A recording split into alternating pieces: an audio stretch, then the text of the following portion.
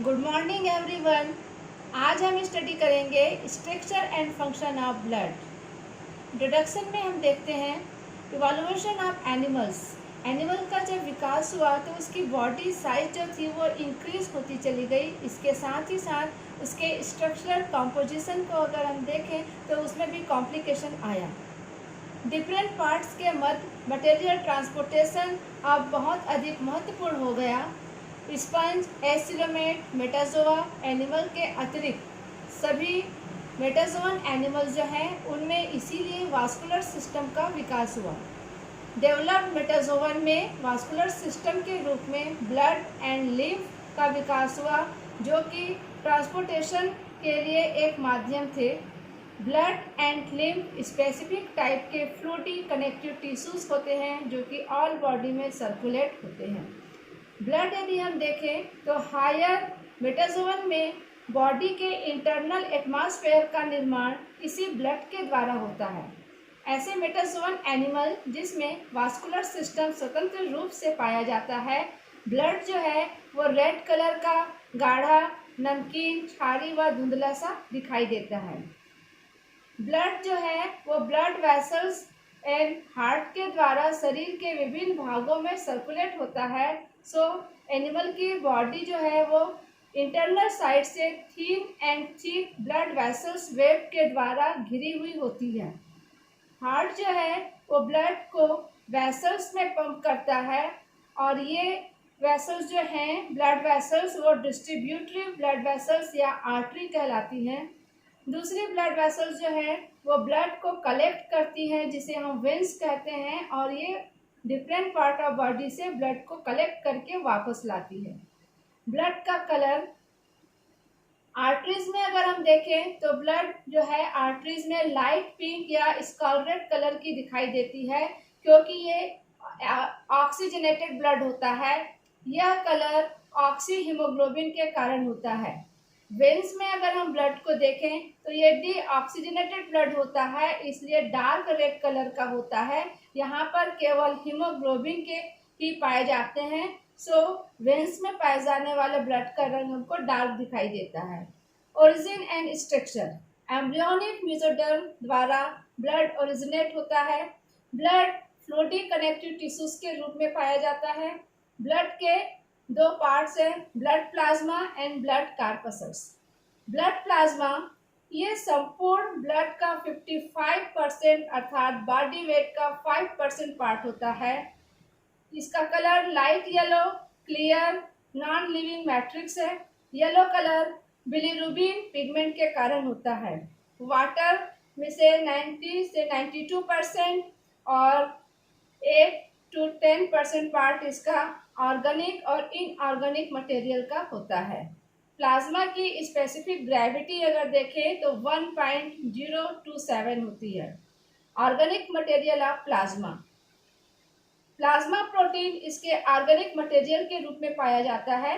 Human plasma में 7 to 8% आपका organic plasma protein का होता है। प्लाज्मा प्रोटीन 3 प्रकार के होते हैं। पहला है सीरम एल्ब्यूमिन। सीरम एल्ब्यूमिन में 4% प्लाज्मा प्रोटीन होता है और सीरम एल्ब्यूमिन का निर्माण लीवर सेल के द्वारा होता है। नेक्स्ट सीरम ग्लोब्युलिन, ये 2 to 7% होता है। इसका निर्माण लिम्फोसाइट की WBC के माध्यम से होता है। अगला आता है आपका फाइब्रिनोजेन प्रोटीन, ये 0.3% होता है और इसका निर्माण लीवर सेल के माध्यम से होता है। प्लाज्मा प्रोटीन प्लाज्मा में कोलाइड्स फॉर्म में पाए जाते हैं और ये प्लाज्मा को वाटर से 3 से 5 गुना ज़्यादा गाढ़ा बनाते हैं। इनऑर्गेनिक प्लाज्मा मटेरियल, तो इसका कंपोजिशन अगर हम देखें तो ये ब्लड में 0.9% होता है। इसमें आपका sodium chloride, calcium, magnesium, sodium bicarbonate, potassium आदि के फास्फेट, सल्फेट, बाइकार्बोनेट, आयोडेट के लवण पाए जाते हैं। मेन सोडियम क्लोराइड और सोडियम बाइकार्बोनेट आयंस होते हैं जो कि ब्लड में पाए जाते हैं और इनकी उपस्थिति के कारण ब्लड का pH जो है वो एल्कलाइन होता है। 7.3 से लेकर के 7.5 होता है। ब्लड कार्पसल्स 45% पार्ट जो ब्लड का होता है वो ब्लड कार्पसल्स के द्वारा ही निर्मित होता है। इसे हीमेटोक्रिट कहा जाता है। ब्लड कार्पसल 4 टाइप्स के होते हैं। फर्स्ट एरिथ्रोसाइट्स, जिसको हम आरबीसी भी कहते हैं। सेकेंड ल्यूकोसाइट, जिसे डब्ल्यूबीसी कहा जाता है। थर्ड ब्लड प्लेटलेट्स, और फोर्थ जो है स्पिंडल सेल्स कहलाता है। एरिथ्रोसाइट्स या आरबीसी ये ओनली वर्टिब्रेट्स एनिमल में प्रेजेंट है। वर्टिब्रेट्स के ब्लड में 99 पार्ट जो होता है ब्लड का, वो इसी एरिथ्रोसाइट ब्लड कार्पसल्स के द्वारा बना होता है। ये सबसे अधिक संख्या में पाए जाने वाले सेल्स होते हैं।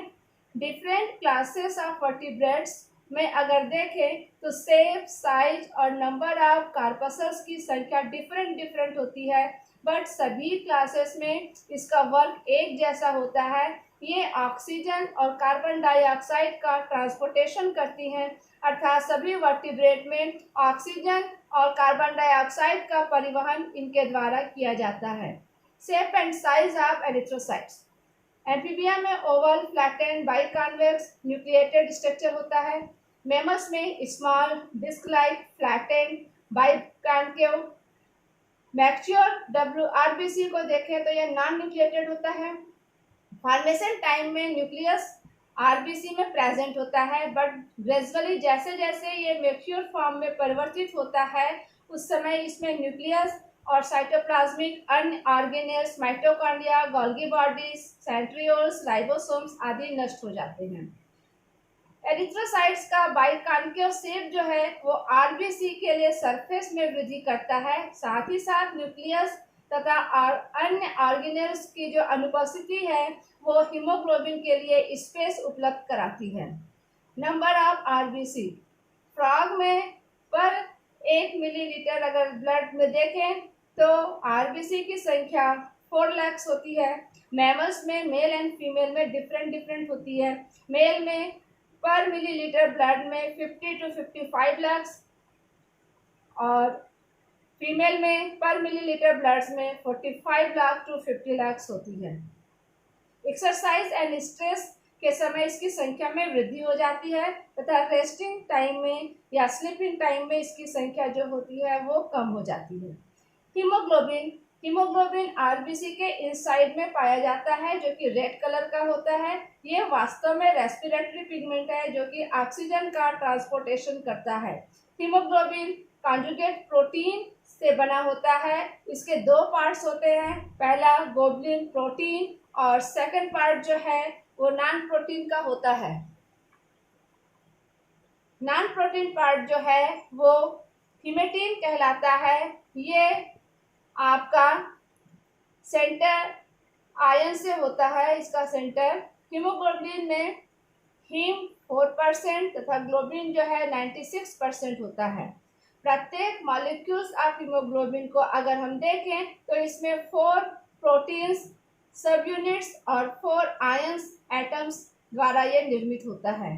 Percentage of haemoglobin in blood, India में पर 100 ml ब्लड में मेल में ये 14.5 ग्राम to 15.5 ग्राम, फीमेल में 12.5 ग्राम to 13.8 ग्राम होती है।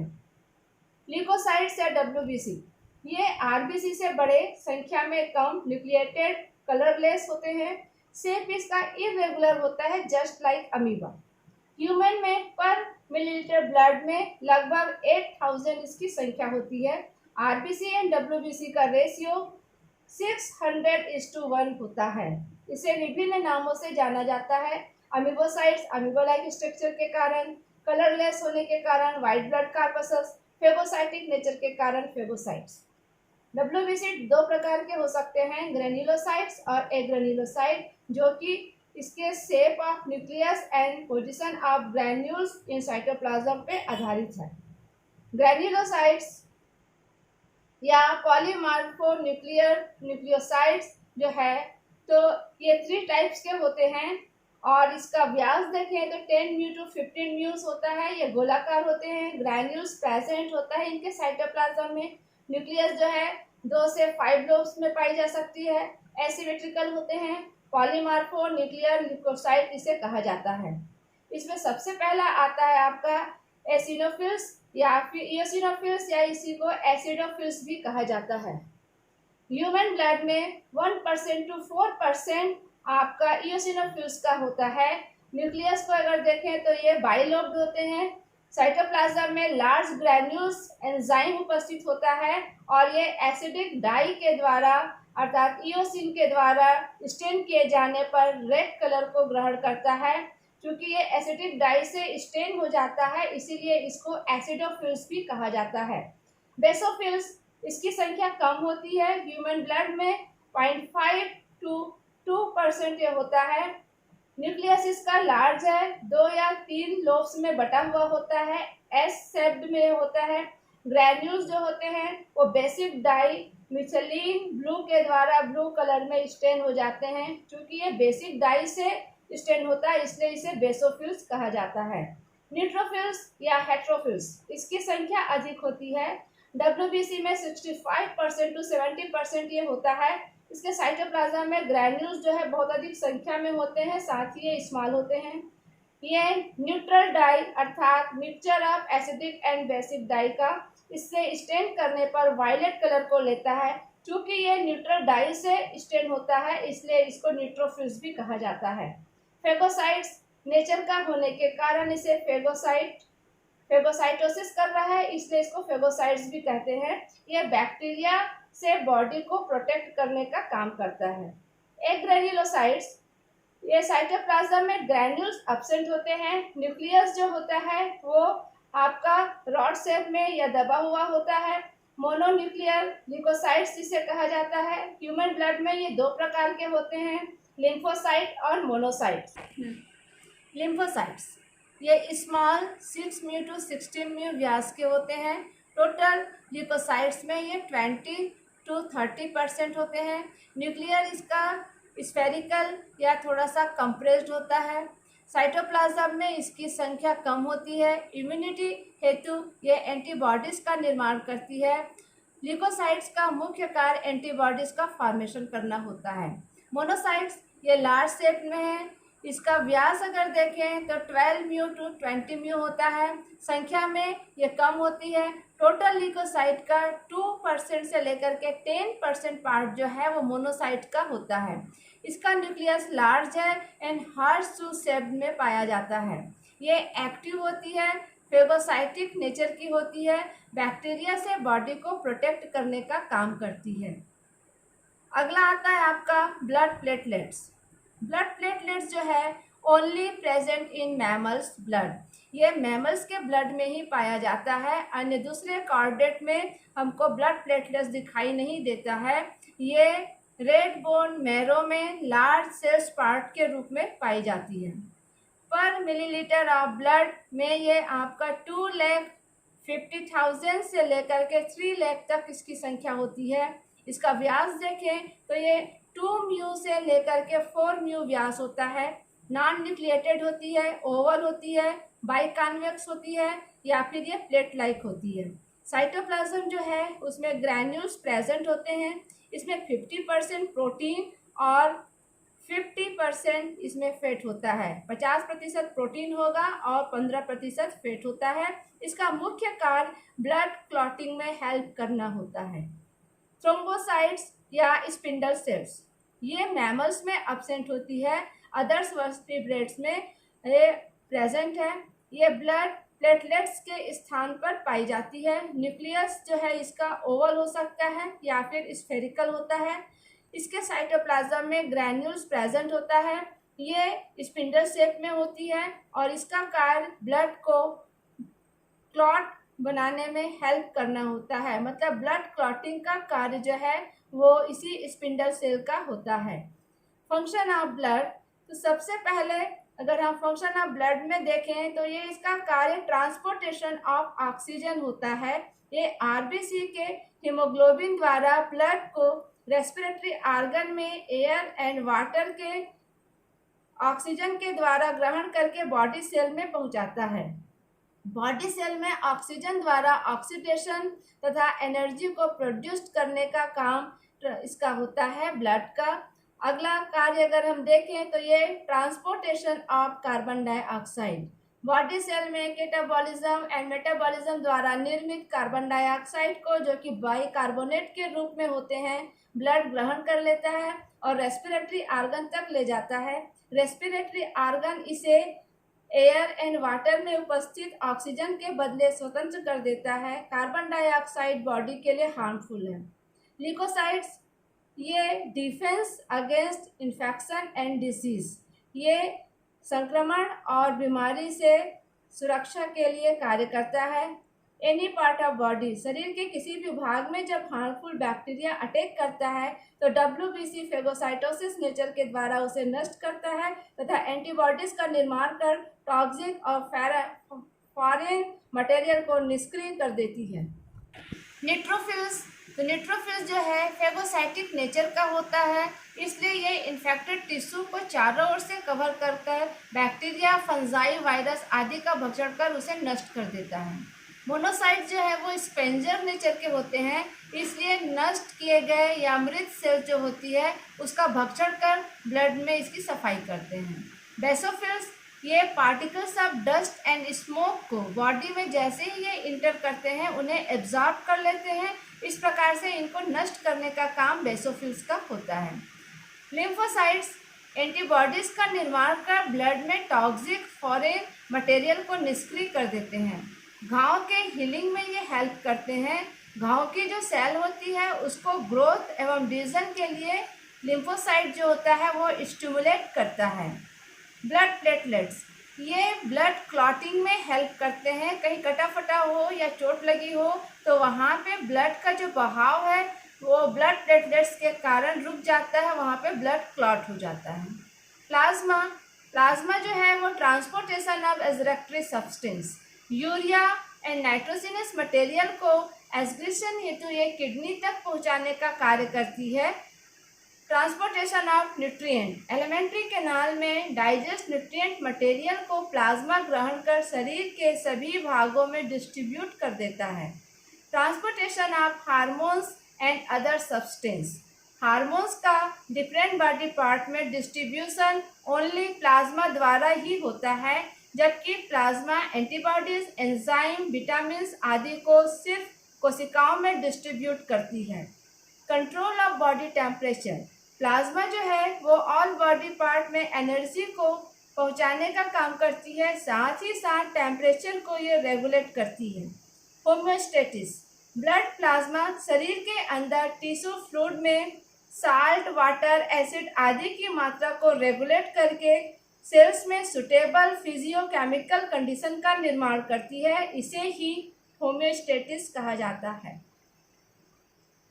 लिम्फ फॉर्मेशन, ब्लड प्लाज्मा के द्वारा ही लिम्फ का निर्माण होता है, अर्थात ये लिम्फ के फॉर्मेशन में हेल्प करती है। ब्लड क्लॉटिंग, फाइब्रिनोजेन, प्रोथ्रोम्बिन तथा अन्य क्लॉटिंग फैक्टर्स जो हैं वो प्लाज्मा में उपस्थित होते हैं, जो कि ब्लड क्लॉटिंग में हेल्प करने का काम करते हैं। स्ट्रक्चर ऑफ ब्लड, ये आपका आरबीसी या एरिथ्रोसाइट सेल्स है। सेकेंड आप देख रहे हैं आपका वाइट कार्पसल्स या ग्रेन्युलोसाइट्स, जिसमें सबसे पहला इओसिनोफिल्स है जो बाइलोब्ड स्ट्रक्चर के रूप में दिखाई दे रहा है। फिर आप देख रहे हैं basophils, neutrophils, lymphocytes, monocytes and blood platelets. इसके साथ ही साथ आपका structure and function of blood complete हो जाता है।